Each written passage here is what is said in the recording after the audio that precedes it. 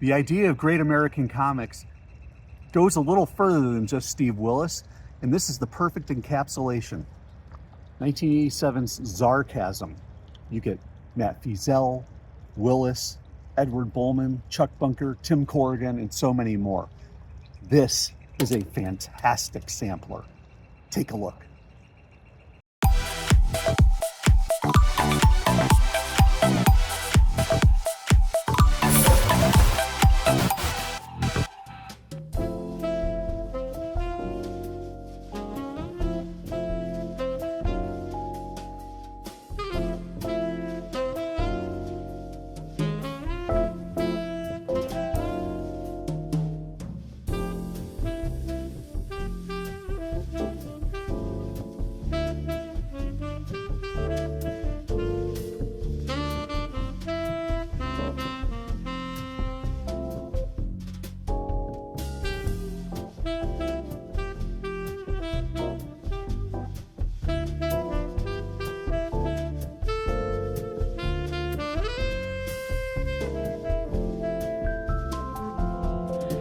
Hey everyone, it's Tom, it's FANzine Live. We are in the middle of Great American Cartoonists Week, focusing on Steve Willis.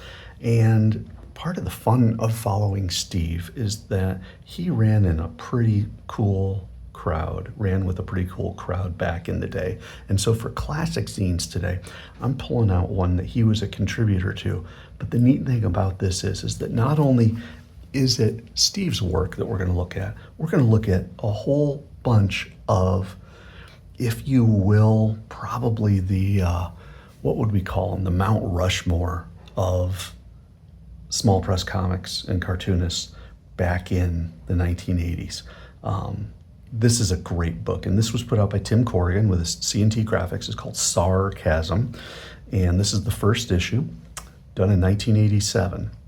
And so this was published around the same time, actually during the same time that he was publishing, that Corrigan was publishing Small Press Comics Explosion.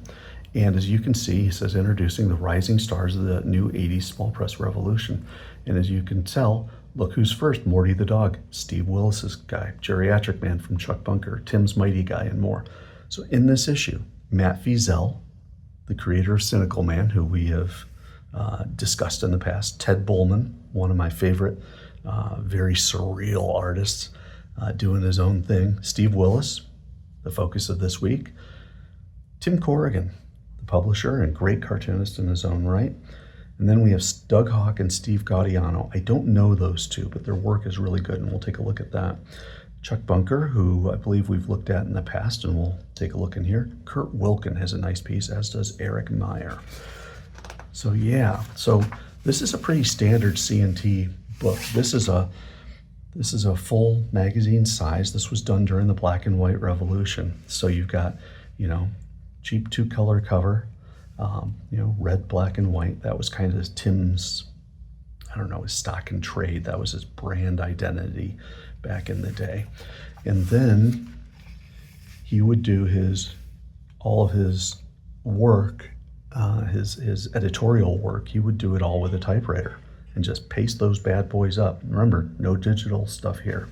And then he gave ad space to each of his artists. So this is Edward Bolman, or at the time he called himself Ted. Gave half-page ads to everybody who participated. So this is Mighty Guy. Mighty Guy is one of Tim's big characters. You can see right there, story and art by Tim Corrigan. Tim ran quite the empire for small pressers out of Rochester, New York. I don't know if he ever made a ton of money, but he sure was prolific, and he did a great job pushing the material out for the world. So, Mighty Guy, a superhero with very mundane slice of life types of stories. And in this one, it's about 5 pennies for a nickel so I can buy a gumball. So he goes to the gumball machine. Tim has such a nice, clean style. Very cartoony, but he's clearly a good artist. I mean, you can tell his, pointillism here, his hatching here. Does a nice job with the faux plaid or check pattern there. just enough backgrounds to keep it interesting, lettering clear as the day is long. So anyway, he doesn't get his gumball. He's looking for pennies, because you got to get your penny back. The guy's complaining. The character, the Mighty Guy character, can't get his gumball. And so now the owner of the drugstore is making it impossible to get the penny back and to get the gumball. And so he says, do you know who you're dealing with? You're dealing with Mighty Guy. And this guy says, I happen to be the boss. Whoops. So the Mighty Guy gets kicked out of the drugstore, causes a fuss. Kid comes in, and of course, he gets the gumball just like that. And Mighty Guy pitches a fit. This is my gumball. Come back. Cute. Mighty Guy had his own book, or zine, bi-monthly comic from C&T. And again, another magazine size thing. Pretty cool. Next was Geriatric Man by Chuck Bunker, who is out in the Boston area. Chuck's Geriatric Man was this old gent who lived in a nursing home and would turn into a superhero. And he fought kind of funny. It was a really cute piece. In this case, it was this character, Newton, who turns into, after kicking Private Platypus. This is Newton McMensa. Thank you. Thank you, Chuck. And he's trying to get autographs from Private Platypus and Mr. Green Beans from their TV show. And he kicks the guys in the shins. He gets upset, changes into his evil identity, Spoiled Brat, which actually I think is some of his better cartooning. I really liked how Spoiled Brat looks. Chuck, of course, did some really nice stuff. He used tones really effectively. A lot of text, but if you read it, it's a lot of fun too. He has some really cute jokes along the way. So basically, because Spoiled Brat didn't get what he wanted, because Newton McMensa didn't get what he wanted, he takes over the TV station showing the Private Platypus show, and causes all sorts of problems, which of course sends Geriatric Man into action, who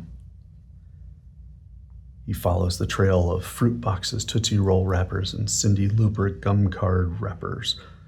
Follows it up, finds Spoiled Brat, takes his cherry tall, kind of like Popeye with his spinach, and then he starts destroying all of the equipment that the pirating, television pirate equipment that Spoiled Brat had. Then he gave a spanking. Can't do that these days. You can tell this is 40 years old.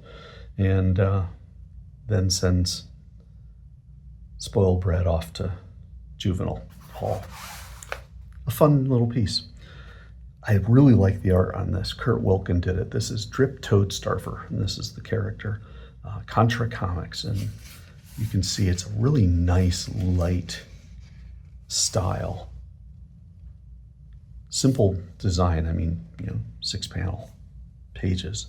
But the thing I really like about this is just that it's a conversation piece, obviously, but by being so simply drawn, look, there are no backgrounds on this at all. He's able to focus on the characters and some of the interesting faces and the like. And this Toad Starfer guy doesn't really have too many different facial expressions, but he does a good job doing this other guy. So anyway, he's getting told, if you want to keep your apartment and your graphic design, you ought to get into comics. And he says, who for? It's the CIA. CIA making Contra comics. Remember, we're back in 86 or so, 87, when these were being made. The CIA and the Contras, that was big stuff back then. And so, and by working for them, you reduce the federal deficit. Look at the face. Next one, from 1981. So this one's been sitting in the lobby for a while. This is by Matt Feazell, creator of Cynical Man, but as you can tell, Matt can draw. more than stick figures, and he does a really nice job with this one. And it's about a road trip that this gentleman takes, and it wouldn't surprise me if this was an autobiographical piece. Kind of a cool piece for an anthology, very slice of life feel. Next, The Shambling Thing by Doug Hawk and by Steve Gaudiano. I like this one. A little bit of a horror type feel to it. Those who are interested in power comics probably would recognize this style. Kind of has a little of the power comics type feel to it. Look at the horror feel here. Really great use of the blacks. The hatching, the cross hatching is just all over the place on this. Can't imagine how long it took to draw this. Then, if you remember, we talked about Matt Feazell over here, who of course is known for stick figures. Perhaps the reason he didn't contribute a stick figure piece is that Eric Meyer does, the detective. Again, another really cute piece.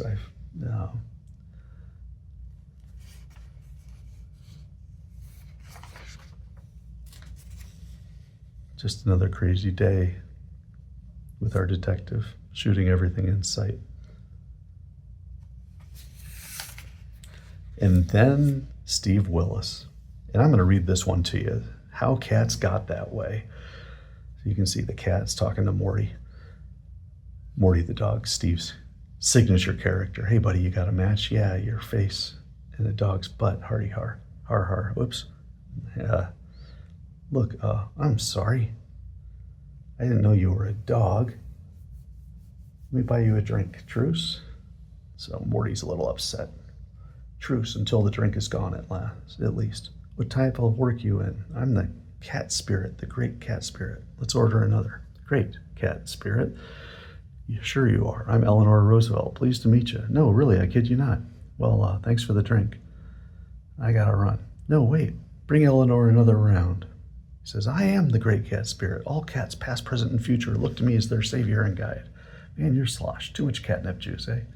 Don't believe me, huh? Look behind you.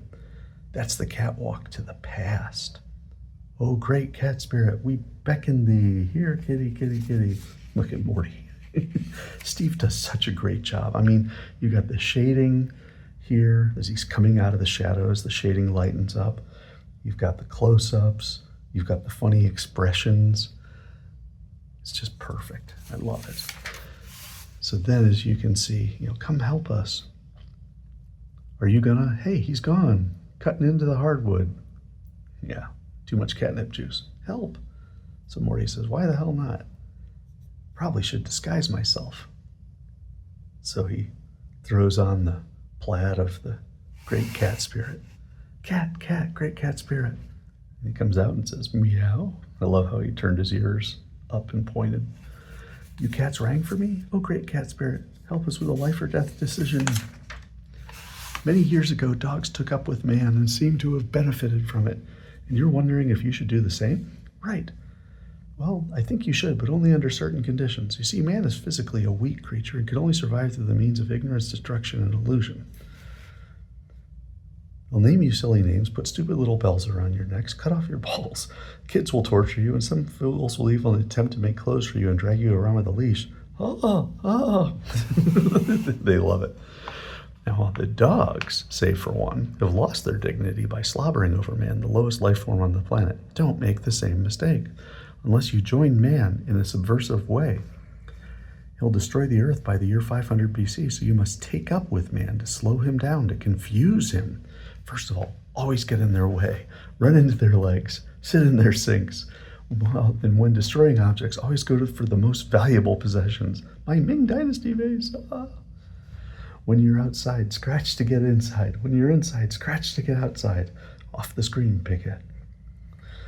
Deposit your catch of mice, birds, and snakes in front of your master, preferably half alive. Last words, buried treasure at. You performed your natural function. The cat's so proud. Wherever possible, take the opportunity to stick your butt in the face of a human. And so it's my duty to President of the United States to inform you, my fellow Americans, that World War III is about to, hey, get this cat's butt out of my face. He's standing at the podium. Eat every houseplant in sight. My dope. Feign mysterious illnesses so the vet bills will pile up. X-rays and extensive tests revealed nothing. Now your cat seems okay. $350, please. Stare at people. They really hate that. Please, please, let me eat in peace. I love the freaked out look there. Multiply before they get a chance to neuter you. Fill your cat box frequently. Be sure to explore many alternate indoor areas to relieve yourself. In the boot. Be sure to tip over the garbage. Hog the bed. Wake them up at all hours. Got a bugle. Be very picky about food. Shredding rolls of toilet paper is an amusing sport. Humans are obsessed with anal hygiene. And whatever you do, I repeat, never let them know you can talk. When around humans, simply use the phrase meow. You getting all this, kid? How do you spell meow? Cats are so smart. Of course, they're not going to show it to anyone. I like the back shading there. One last point, very important before I go. In this far future, a dog known as Morty will appear. Treat him as a god. Hand the word down through the ages so your future litters will know. The great cat spirit has spoken. Farewell. Well done, Morty. Now to get out of this monkey suit. We're back. How did it go? Not to worry, I helped out. Set him straight. I don't get it. Why would you want to help us cats? What's your angle? Angle, sir. You wound my honor. Nay, I know not, as you say, angle. My desire to assist the feline family is a noble one. My concern is altruistic. Now, if you'll excuse me, I will retire for the evening among the humble surroundings of my rustic abode. Later at Morty's house. I can't wait till I'm old enough to serve Morty the god. And who says cats are smarter than dogs? Well done, Morty. That's cute. I love it. Steve is a great storyteller. It's fun, it's simple, it's crazy, it's kind of surreal. The art is just pitch perfect. Everything's just weird enough, just fun enough. He does a great job. And this is from back in the 80s. He's only gotten better.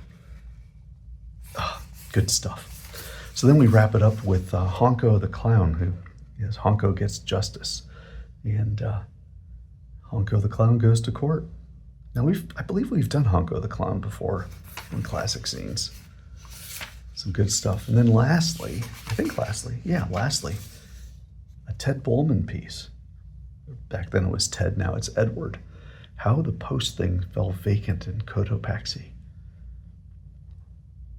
I'm going to read this one to you just because I really think that Edward Bolman and Steve Willis, they just operate on a different plane, and to read their stuff is just a blast. How the office of Post Thing fell vacant in Cotopaxi. Once upon a time, a happy troop of tapirs lived and thrived in and about the mud of Cotopaxi. As the tapirs were sluggish and tended to misplace things, they were put in charge of the postal system. Into this troop was born a perversely intelligent and sprightly tapir named Sugar Lump. As soon as Sugar Lump was old enough to fend for himself, he was ejected from the troop for the common good. One day I shall return. Sugar Lump wandered sadly. He had wished to be posting general one day, but the chance had fled. Eventually he reached the tip of Mount Foon, from which the post office was visible. There it is down there. He decided to hurl himself from the precipice and end his life where his heart lay, at the dead letter office. Commending his soul to the goddess, Sugar Lump took the plunge. His fall was broken by a vast pile of unsorted mail. As the stunned tapir watched, the mail flew through the air and landed miraculously in perfect order. As a result, the tapir mail things delivered all the mail on time to the correct addresses. Temendua, tapir, or tar, bat. Everybody's kidding. I love how the bat sticks his wing out to grab the mail.